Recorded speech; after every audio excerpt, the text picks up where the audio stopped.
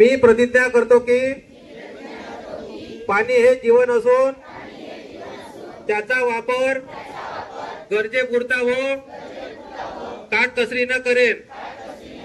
मी पाण्याचा अपव्यय व गैरवापर करणार नाही। नैसर्गिक प्रवाह, जलाशय, कालवे व पाणी पुरवठ्याच्या व नियमांचे काटेकोरपणे पालन करेन।